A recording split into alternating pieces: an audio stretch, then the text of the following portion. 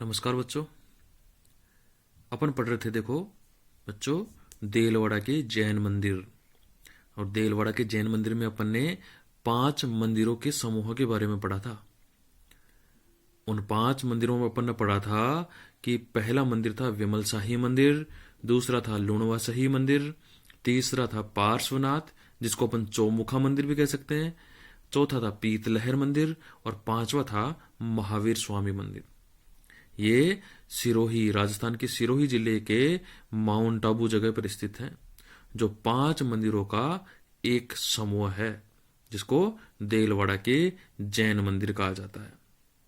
ठीक है, इसके बारे में अपन ने पढ़ा भी था कि इनका निर्माण 11वीं से 13वीं शताब्दी के दौरान गुजरात के सोलंकी शासकों के मंत्रियों द्वारा करवाया गया था। जो ये देलवाड़ा के जैन मंदिर है, इनका निर्माण 11वीं से 13वीं शताब्दी के मध्य गुजरात के सोलंकी शासकों के मंत्रियों द्वारा करवाया गया था। ठीक है, तो इसके जो 5 अपन ने समूह पढ़े थे, 5 मंदिर पढ़े थे, उनमें से अपन ने पहला मंदिर पढ़ा था विमल शाही, और उसके बारे में अपन ने डिटेल नहीं पढ़ी थी, तो आज अपन उसकी डिटेल देखते हैं। देखो, विमल शाही मंदिर देलवाड़ा में स्थित 5 मंदिरों के समूह में विमल शाही मंदिर सबसे प्राचीन है। ये देखो, ये विमल शाही मंदिर है, ये सबसे प्राचीन मंदिर है इन 5 मंदिरों के समूह में। ठीक है, इसके बाद अपन देखते हैं इसका निर्माण 1031 ईस्वी में गुजरात के सोलंकी शासक भीमदेव, किसने? भीमदेव प्रथम के मंत्री विमल शाह ने करवाया। देखो, विमल शाह मंदिर का निर्माण 1031 ईस्वी में सोलंकी, गुजरात के सोलंकी राजा भीमदेव प्रथम के मंत्री विमल शाह ने करवाया था। याद रखेंगे, विमल शाह मंदिर का निर्माण किसने करवाया था? विमल शाह ने, जो भीमदेव प्रथम का मंत्री था। जो भीमदेव कौन था? गुजरात का सोलंकी राजा। और कब करवाया था? 1031 ईस्वी में। इस मंदिर को बनाने में उस समय लगभग 19 करोड़ रुपए खर्च हुए थे।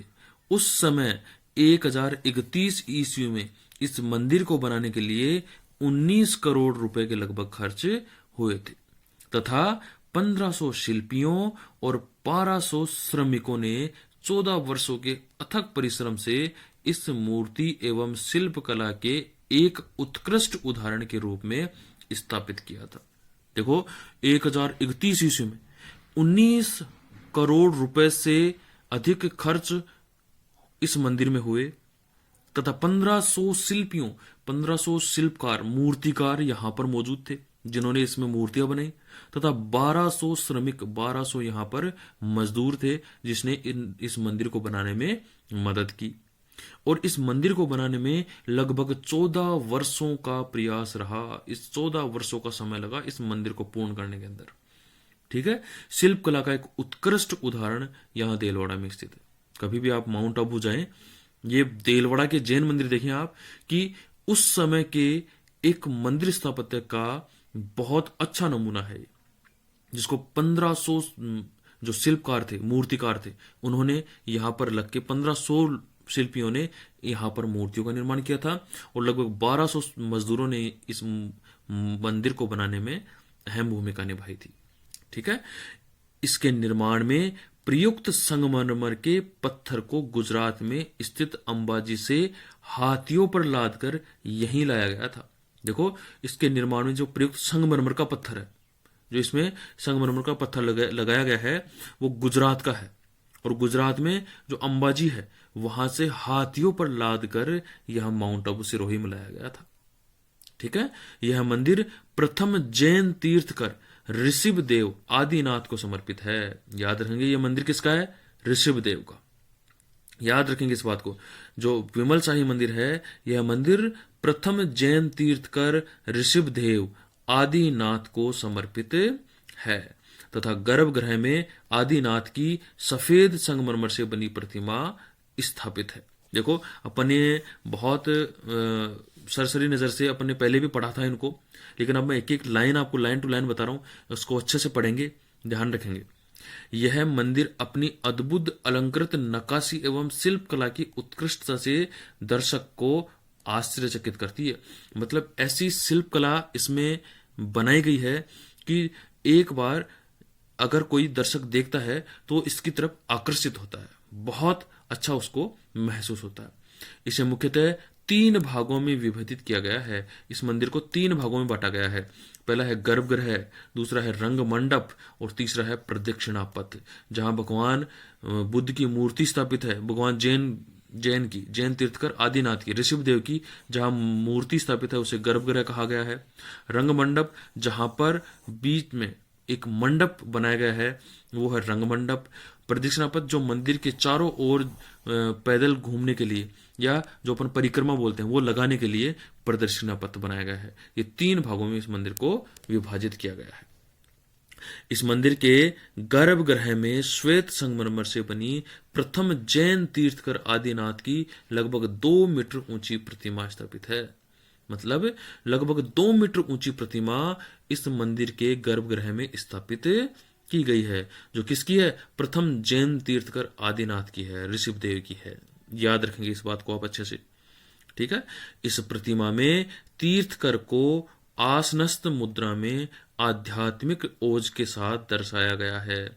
इस मूर्ति शिल्प में नासाग्र दृष्टि का मतलब होता है नाक की तरफ देखते हुए, ठीक है। मतलब वो मूर्ति जो बनाई गई है, उस मूर्ति की जो आंखें हैं वो नाक की तरफ देखती हुई है।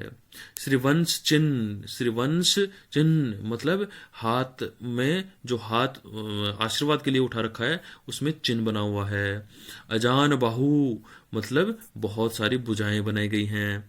कुंतल केश, बहुत अच्छे लंबे केश विन्यास बनाए गए हैं। इसके साथ ही आध्यात्मिक भावनाओं का सुंदर सम्मिश्रण किया गया है, ठीक है।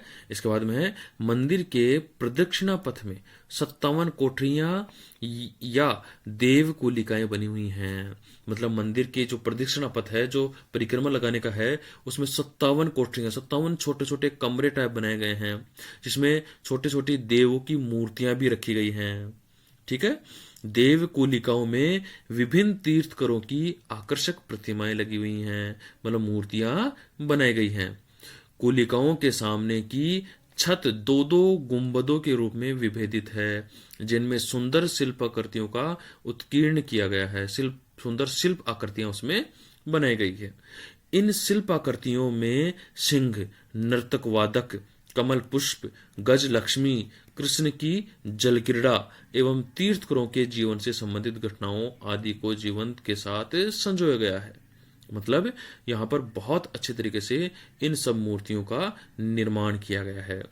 प्रदक्षिणा पथ में महामानसी, रोहिणी, अप्रत्य चक्रा, सरस्वती एवं महालक्ष्मी आदि की प्रतिमाएं भी विशेष रूप से उल्लेखनीय हैं। इन सब की प्रतिमाएं भी बहुत अच्छी तरीके से यहाँ पर बनाई गई हैं। अष्टाभुजाकार एवं 8 मीटर व्यास वाला रंग मंडप इस मंदिर का सबसे अधिक अलंकृत, कलात्मक एवं आकर्षक भाग है। मतलब जो अलंकृत किया गया है, अलंकृत कैसा, ये देखो, ये अलंकृत किया गया है, ये इसका छत है, जो छत में कैसे अलंकरण किया गया है इसके छत में, ठीक है। तो इसमें कहा गया है कि अष्टभुजाकार मतलब 8 भुजाओंकार एवं 8 मीटर व्यास वाला रंग मंडप इन मंदिरों का सबसे अधिक अलंकृत, कलात्मक आकर्षक भाग है। इसका निर्माण 1149 ईस्वी में पृथ्वीपाल ने करवाया था। किसने करवाया था? पृथ्वीपाल ने। और कब करवाया था? 1149 में, ठीक है। याद रखना, अष्टभुजाकार एवं 8 मीटर व्यास वाला रंग मंडप का निर्माण किसने करवाया था? रंग मंडप का निर्माण किसने करवाया था? पृथ्वीपाल ने, 1149 में।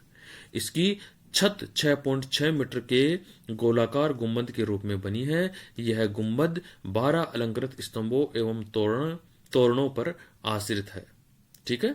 मतलब 12 अलंकृत स्तंभ बनाए गए हैं जिस पर ये जो छत है वो लगी हुई है।